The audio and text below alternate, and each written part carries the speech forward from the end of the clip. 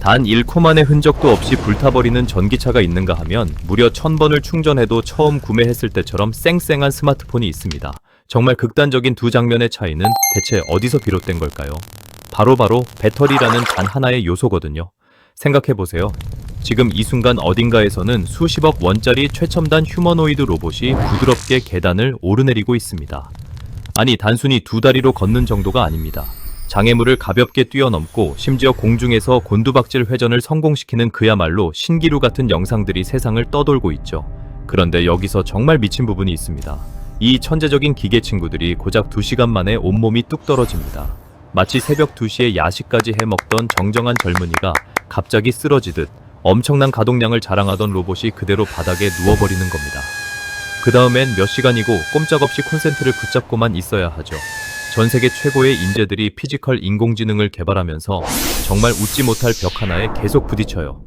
혹시 AI의 지능 부족 때문일까요? 절대 아닙니다. 센서, 알고리즘, 모터 다 충분합니다. 그럼 정확히 뭔가요? 바로 이 배터리라는 장애물입니다. 혁신의 산실이라 불리는 실리콘밸리, AI 굴기를 꿈꾸는 중국, 그리고 제조 강국 일본과 한국까지 모두가 같은 문제로 머리를 싸매고 있거든요. 로봇이 지쳐 쓰러지지 않고 24시간 내내 인간의 노동을 완벽하게 대체하는 세상이 정말 올까요? 이건 단순한 기술 문제가 아닙니다. 이건 미래의 글로벌 경제가 과연 이루어질지 말지를 결정하는 핵심적인 문제거든요. 무인 공장, 배송 로봇, 건설 현장 로봇, 이 모든 것들이 배터리에 단단히 목이 매여 있습니다. 그런데 정말 미친 일이 벌어졌습니다. 대한민국의 한 연구팀이 정말 말도 안 되는 놀라운 일을 해냈거든요. 값비싼 희귀금속은 단일 그램도 쓰지 않고 그저 구조를 살짝 트는 역발상의 아이디어 하나만으로 2시간마다 픽픽 쓰러지던 로봇을 밤새도록 일하게 만들었습니다. 지금부터 그 미친 대한민국 배터리 혁명의 전체 이야기를 파헤쳐 보겠습니다. 지금 로봇 산업을 보면 정말 아이러니합니다. 테슬라 옵티머스, 보스턴 다이내믹스의 아틀라스, 중국의 유니트리 H1 같은 로봇들을 보세요. 이들이 하는 동작들은 정말 놀랍습니다. 이족보행이라는 인간만의 영역을 침범하고 있으니까요. 하지만 현실은 정말 가혹합니다. 테슬라 옵티머스 2세대는 적극적으로 움직일 때 불과 2시간 정도만 견딜 수 있다는 게 알려졌거든요. 테슬라는 2.3kW씩 고니켈 배터리를 탑재했는데 여전히 그 정도예요. 유니트리 H1이라는 로봇도 마찬가지인데 정적인 작업만 해야 4시간 정도 가동됩니다. 동적으로 움직이면 훨씬 더 짧아집니다. 대기업들이 이 골치 아픈 문제를 해결하려고 취한 방법이 있는데 정말 눈물이 날 정도의 우회로를 가고 있었어요. 로봇이 스스로 배터리를 교체하는 방식, 이른바 핫스왑이라는 기술을 도입했습니다. 마치 F1 경주차가 피트크루에 의존하듯 로봇이 스스로 도킹 스테이션으로 가서 배터리를 쏙 빼고 새로운 배터리를 끼우는 거죠. 이러면 기술적으로는 24시간 풀가동이 가능해집니다. 하지만 이건 근본적인 해결책이 아닙니다. 생각해보세요. 배송 로봇이 2시간 일하다가 멈춰서 충전소로 돌아가는 동안 그 사이 배송은 지연되겠죠. 공장 라인도 마찬가지예요. 로봇이 중간에 멈춰서 배터리를 교체하는 시간이 생기면 전체 생산 라인이 영향을 받습니다. 더군다나 배터리를 계속 빼고 끼우다 보면 접점이 마모되고 성능도 서서히 떨어집니다. 산업 현장에서는 수년간 안정적으로 작동해야 하는데 유지보수 비용은 계속 증가하죠. 이 악순환을 끊기 위해 세계 과학자들이 손을 맞잡은 게 바로 전고체 배터리입니다. 말 그대로 고체로만 이루어진 배터리거든요. 일반 배터리는 액체 전해질이라는 물질이 들어있는데 이 액체 안에서 리튬 이온이 움직이면서 전기를 만듭니다. 그런데 이 액체는 불에 매우 잘 타고 충격에 약하며 극도로 심하면 폭발까지 일어나요. 전기차 화재 뉴스가 나오는 게 바로 이 액체 때문이죠. 반면 고체를 쓰면 안전성이 정말 엄청나게 높아지고 같은 부피에도 훨씬 더 많은 에너지를 저장할 수 있습니다. 로봇 배터리 문제를 근본적으로 풀 수 있다는 뜻이에요. 그럼 왜 지금까지 안 했을까요? 정말 미친 문제가 하나 있었거든요. 고체 안에서 리튬 이온이 움직여야 하는데 액체와 달리 고체는 원자 구조가 단단합니다. 이온이 지나갈 통로가 거의 없다는 뜻이에요. 그래서 지금까지 연구자들이 한 일은 뭐냐면 이 고체를 리튬 이온이 잘 지나갈 수 있도록 만들기 위해 스칸듐 같은 희토류 금속을 첨가하는 거였어요. 금속을 넣으면 원자 배열이 느슨해져서 이온이 빠르게 움직인다는 거죠. 하지만 여기서 정말 심각한 문제가 생깁니다. 이 희토류 금속들은 정말 비쌉니다. 같은 용량의 기존 리튬 배터리보다 훨씬 비싼 거였어요. 결국 고급 기술인데 가격이 3배, 5배라는 악순환이 반복됐습니다. 기업들도 투자를 꺼렸고 개발도 진전이 안 됐고 그럼 더 비싸지는 악순환만 계속되었어요. 전고체 배터리는 정말 매력적이지만 미래 기술로만 취급받았던 겁니다. 시간을 조금 거슬러 올라가 보죠. 2025년 11월 한국과학기술원 카이스트의 서동화 교수 연구팀이 네이처 커뮤니케이션즈라는 세계 톱급 학술지에 논문을 발표합니다. 함께 연구한 서울대, 연세대, 동국대와 손을 맞잡고 말이에요. 제목이 정말 신선하고 임팩트 있었어요. 비싼 금속 없이 전고체 배터리 성능 한계 돌파라는 것이었거든요. 카이스트 연구팀은 정말 기막힌 역발상을 했습니다. 비싼 금속을 써야지 이 문제를 풀 수 있다고 모두가 생각했을 때 이 팀은 다르게 접근했어요. 리튬 이온이 빠르게 움직이는 통로를 만들기 위해 꼭 히토류 금속이 필요할까? 그럼 흔한 원소들은 어떨까? 연구팀이 주목한 건 산소와 황이었습니다. 네, 맞습니다. 우리가 숨쉬는 공기 중에 있는 그 산소요. 계란에서 나는 냄새의 그 황기입니다. 너무나 흔하고 평범한 원소들이 정답이었던 거죠. 연구팀은 저렴한 지르코늄 기반의 할라이드 고체 전해질에 산소와 황을 이가 음이온 형태로 집어넣었습니다. 마치 벽돌을 쌓을 때 어떤 부분을 일부러 틀어서 공간을 만드는 것처럼 산소와 황을 추가하면 고체 내부에 리튬 이온이 지나갈 새로운 통로가 생기는 거였습니다. 결과는 정말 충격적이었어요. 산소를 첨가한 전해질에서는 리튬 이온 이동 속도가 기존 지르코늄 기반 전해질보다 무려 4배 이상 빨라졌고 황을 첨가한 경우는 2배 이상 빨라졌습니다. 가장 중요한 이온 전도도는 센티미터당 1.78mS와 1.01mS에 도달했는데 이건 산업 기준으로 센티미터당 1mS 이상이면 실제 배터리로 쓸 수 있는 수준이거든요. 카이스트가 이 수치를 달성했다는 건 이제 상용화 가능하다는 뜻입니다. 가장 놀라운 건 가격이에요. 히토류 금속을 쓰지 않았거든요. 산소와 황은 정말 상상할 수 없을 정도로 싸죠. 그래서 연구팀은 2에서 4배 높은 성능을 뽑아내면서도 비용을 극도로 낮출 수 있었던 거예요. 이건 정말 일석이조를 넘어 일석삼조 이상의 수준입니다. 그럼 이게 로봇에 정확히 뭘 의미하는가? 배터리의 에너지 밀도가 2배 이상 증가한다는 뜻입니다. 같은 부피, 같은 무게에도 훨씬 더 오래 갈 수 있다는 거죠. 여기서 정말 똑똑한 이론이 나옵니다. 바로 연쇄 효과거든요. 전고체 배터리가 더 가벼워진다고 생각해 보세요. 그럼 로봇의 자체 무게가 줄어듭니다. 로봇이 가벼워지면 관절 모터가 그걸 구동시키는데 덜 힘을 써도 돼요. 그럼 에너지 소비가 줄어듭니다. 에너지 소비가 줄어들면 배터리가 더 오래 갑니다. 이렇게 선순환 구조가 생기는 거죠. 카이스트 서동화 교수는 이렇게 평가했습니다. 이제 값싼 원료로도 전고체 배터리의 비용과 성능 문제를 동시에 개선할 수 있는 설계 원리를 제시했다고요. 그 결과는? 불과 2시간 시한부 로봇이 드디어 8시간 이상 연속 가동이 가능해집니다. 인간의 1회 교대 근무 시간을 훨씬 넘는 정도의 가동 시간이죠. 이건 단순한 배터리 개선이 아닙니다. 이건 무인 공장 시대가 현실로 다가온다는 신호입니다. 기술 시장 조사 회사인 트렌드포스는 이렇게 예측했어요. 2025년에는 로봇용 전고체 배터리 수요가 0.09기가와트였는데 2035년에는 74.2기가와트로 급증할 거라고요. 10년 만에 1500배 성장이에요. 이게 단순한 기술 진보일까요? 절대 아닙니다. 이건 산업혁명급 변화입니다. 자, 그럼 여기서 세상이 어떻게 움직이고 있는지 보세요. 테슬라의 일론 머스크는 모델 S와 모델 X의 생산 라인을 휴머노이드 로봇 옵티머스 제조로 완전히 전환하겠다고 선언했어요. 너희들 배터리 빨리 개발해야 로봇이 팔린다는 뜻입니다. 현대자동차도 마찬가지예요. 보스턴 다이내믹스의 차세대 아틀라스를 CES 2026에서 공개했고 2028년부터 자신의 공장에 로봇을 투입하겠다고 발표했습니다.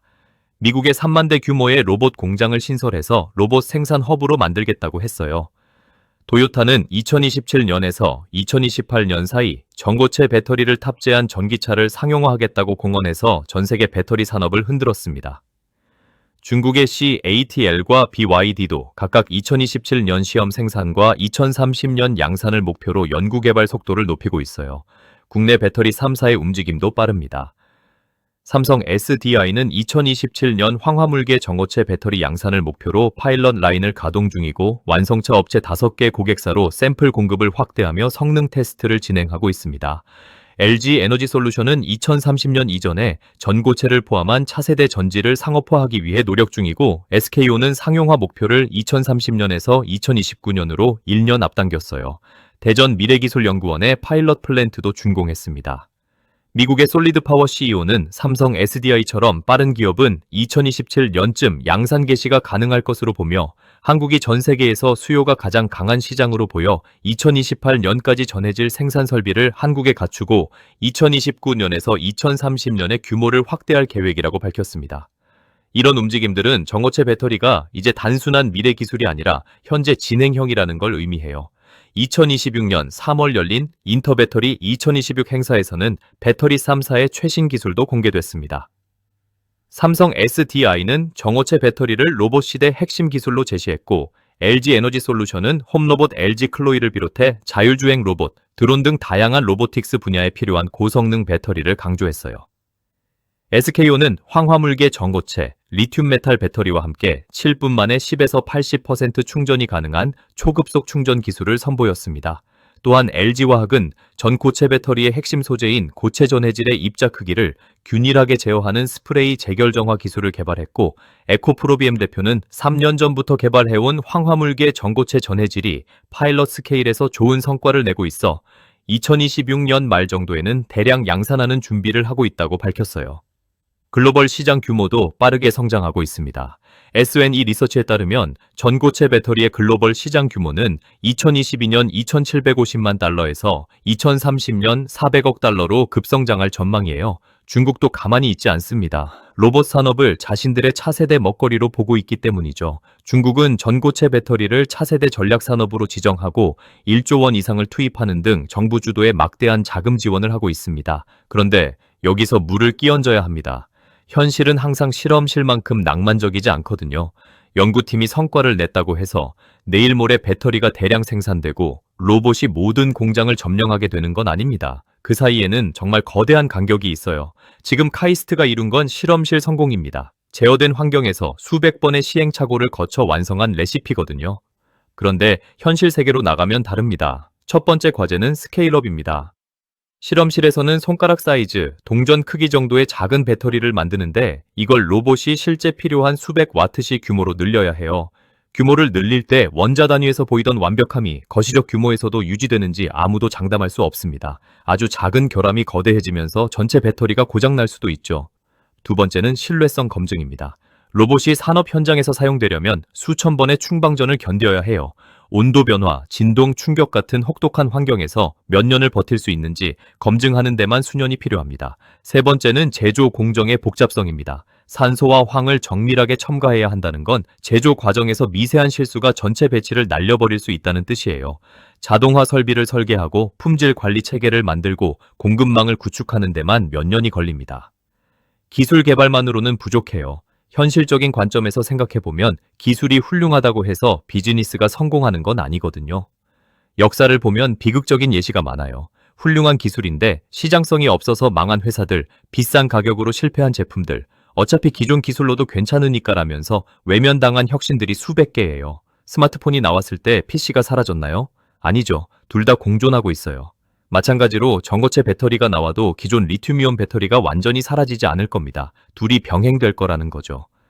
투자의 관점에서 보면 첫 번째 고려사항은 실현 가능 시간표예요. 일반적으로 실험 성공에서 상용화까지 7에서 10년이라는 게 업계 격언입니다. 그럼 2035년쯤 되어야 대량 생산이 가능할 수도 있다는 뜻이에요. 하지만 현재 글로벌 기업들의 움직임을 보면 훨씬 빠르게 진행되고 있네요. 두 번째는 기존 기술의 개선입니다. 카이스트가 논문을 내는 동안 테슬라, 삼성, LG 같은 거대 기업들도 계속 기존 리튬이온 배터리 기술을 개선했어요. 효율이 높아지고 가격이 떨어지고 있다는 뜻입니다. 그럼 전고체 배터리의 경쟁력이 상대적으로 약해질 수도 있어요. 세 번째는 정책 위험입니다. 국제 규제가 생길 수도 있고 광물 채굴 정책이 바뀔 수도 있고 관세가 부과될 수도 있어요. 이런 외부 변수들은 기술 개발자들이 통제할 수 없죠. 그렇다고 해서 카이스트의 발명이 무의미한 건 아닙니다. 오히려 반대죠. 이제 명확한 게 있습니다. 배터리 없이는 로봇 혁명이 불가능하다는 사실이죠. 그리고 배터리 기술의 획기적 개선이 이제 현실로 가능하다는 가능성도 보였거든요. 카이스트는 불가능해 보이던 길에 횃불을 켜준 거나 마찬가지입니다. 전고체 배터리 시장은 이제 언젠가 올지 모를 먼 미래에서 10년 내 도래할 현실로 바뀐 거거든요. 실제로 삼성, LG, 토요타 같은 대기업들이 전고체 배터리에 투자하는 규모가 점점 커지고 있습니다. 롯데화학군도 고체 전해질과 전고체 배터리용 분리막 코팅 소재 기술을 소개했어요. 기업들이 움직인다는 건 기술적으로 가능하다는 신호거든요. 기업들은 불가능한 미래에 돈을 쏟지 않으니까요. 현재도 이미 로봇은 움직이고 있습니다. 2025년 50만 대 수준이었던 서비스 로봇 수요가 2030년에는 4배 이상인 204만 대까지 늘어날 것으로 예상돼요. 연평균 시장 성장률이 32%에 달하는 규모죠. 휴머노이드 로봇이 이 가운데 절반인 100만 대에 달할 것이란 설명입니다. 2026년은 휴머노이드 로봇이 연구실을 벗어나 실제 기가팩토리 등 제조 현장에 본격 투입되는 상용화 원년으로 기록될 것 같습니다.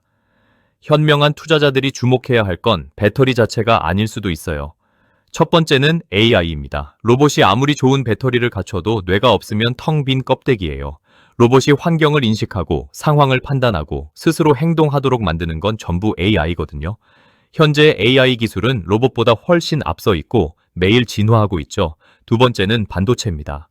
로봇의 두뇌인 AI를 실행하려면 강력한 칩이 필요해요. 센서, 카메라, 통신 장비, 이 모든 게 반도체에 담겨 있습니다. 반도체 시장은 이미 폭발했고 지금 투자해도 충분히 성장 가능성이 있죠. 세 번째는 로봇 산업 자체입니다. 테슬라, 현대차, 중국의 로봇 제조사들이 이미 로봇을 팔고 있거든요.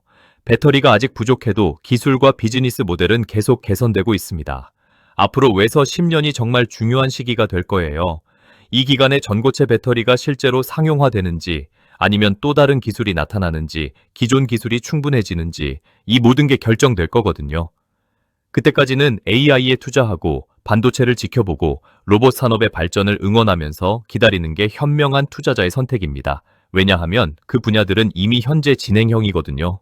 2시간 시한부였던 로봇이 밤새 일하는 시대는 과연 올까요? 카이스트의 발명이 그 가능성을 높였다는 건 명확합니다. 하지만 가능성이 현실이 되려면 아직 갈 길이 멀어요. 기술의 미래는 불확실하지만 한 가지는 확실합니다. 대한민국의 과학기술은 계속 진화하고 있다는 거요. 반도체에서 배터리까지, 로봇의 심장 부분에서 두뇌 부분까지. 우리가 할 수 있는 기술의 범위는 정말 넓거든요. 전고체 배터리 시장이 정말 터진다면 그때가 오면 카이스트의 기술이 얼마나 소중한지 알게 될 겁니다. 이미 기본 설계 원리를 제시했고 논문으로 세상에 공개했으니까요. 삼성, LG 같은 한국 기업들도 이 논문을 토대로 개발을 가속할 수 있게 됐습니다. 그리고 그 결과는 언젠가 우리 일상을 바꿀 거라는 것도 확실합니다. 오늘의 이야기는 여기까지입니다. 재미있게 보셨다면 구독과 좋아요, 알람 설정까지 꾹 눌러주시는 거 아시죠? 시청해주셔서 감사합니다.